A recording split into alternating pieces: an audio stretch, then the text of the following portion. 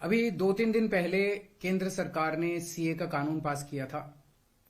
कल मैंने एक प्रेस कॉन्फ्रेंस करके ये समझाया कि सीए कैसे देश के लिए बेहद खतरनाक कानून है और इसे वापस लिया जाना चाहिए।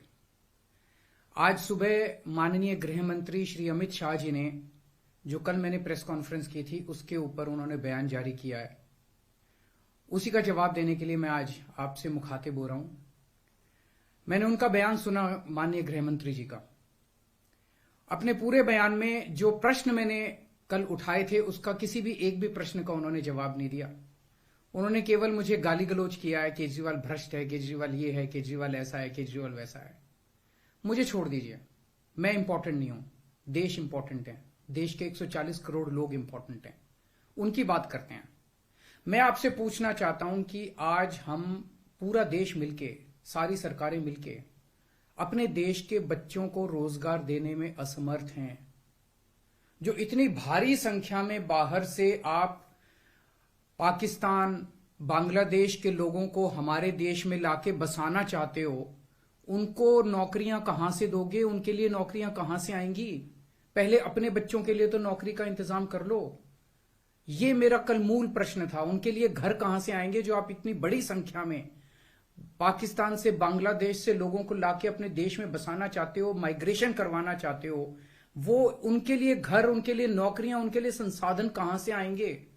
अपने देश में इतनी गरीबी है, अपने देश में ऑलरेडी लोगों के पास नौकरियां नहीं है, घर नहीं है, उनको कहां से लाके बसाओगे?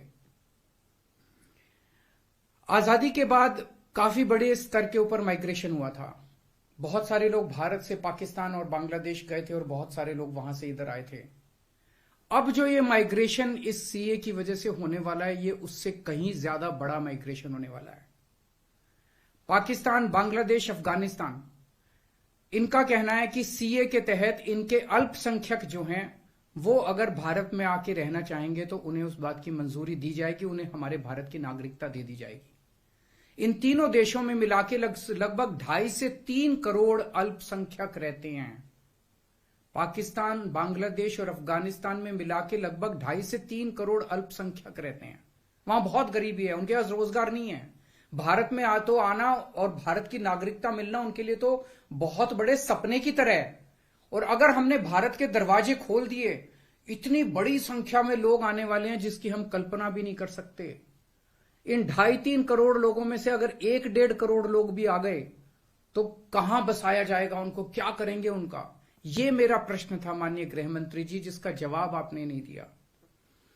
आपका यह कहना है कि 2014 से पहले के लोगों को, जो आ चुके 2014 से पहले, उनको बसाया जाएगा।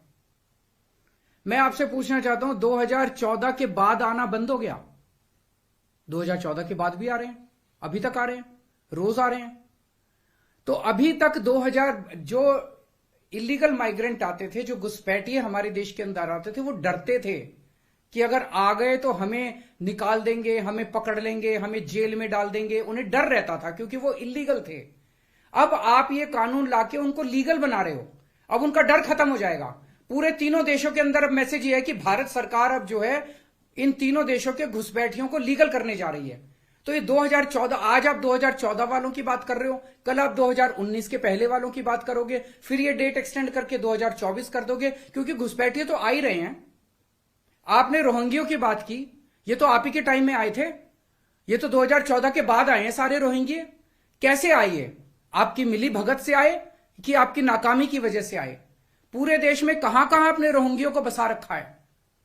तो जो इतने एक तरह से दरवाजा जो खोल रहे हो, इनको जो लीगल बना रहे हो, ये देश के लिए बहुत खतरनाक है। और इतनी भारी संख्या में इसके बाद घुसपैठिए आने वाले हैं जिसकी हम कल्पना भी नहीं कर सकते।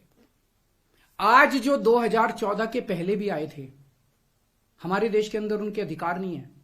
आप उनको नागरिकता देके अब सरकारी नौकरियों दी जाएंगी उनको। पाकिस्तान से आए हुए घुसपैठियों को हमारे देश के अंदर अब सरकारी नौकरियां दोगे आप, उनको उनके राशन कार्ड बनाएंगे हम लोग। आज दिल्ली के अंदर 72 लाख लोगों के राशन कार्ड हैं, वो कम पड़ते हैं। हम